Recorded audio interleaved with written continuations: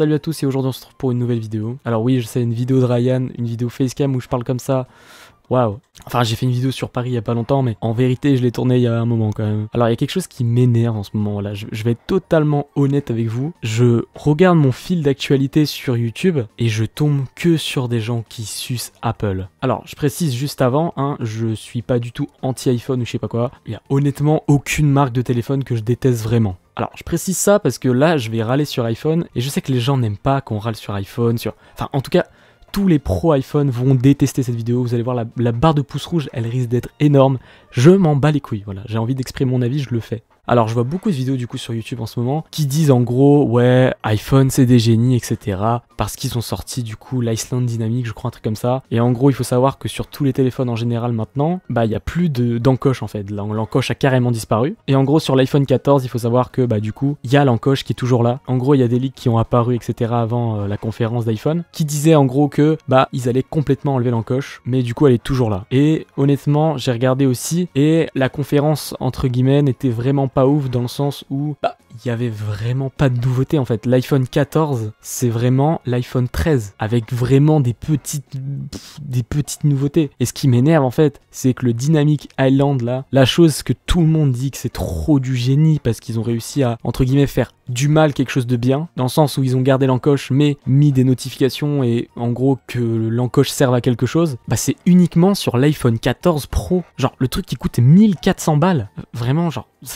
Excusez-moi mais ça me fout les boules, vraiment, ça me fout les boules. Après, je m'en bats les couilles dans le sens où, voilà, les gens font ce qu'ils veulent, ils veulent acheter ça, je m'en fous. Ce qui m'énerve, c'est de voir des gens sur YouTube qui disent « Waouh, l'iPhone 14, c'est une dinguerie !» Non! Ils ont juste... Alors, si on compare juste l'iPhone 13 et l'iPhone 14, il y a juste des performances de caméra, c'est un petit processeur un petit peu mieux, mais vraiment pas grand chose de fou. Mais sinon, c'est exactement la même chose, juste à 4000 € plus cher. Bon, j'abuse, j'ai pas le prix exact. Plus, ils ont tellement augmenté les prix. Mais les gars, juste, excusez-moi, ce prix-là, pour que dalle de nouveau. C'est du génie? Ah, je suis pas sûr honnêtement. Franchement, que vous soyez Apple addict ou quoi, je m'en fous, vraiment. Soyez Apple addict.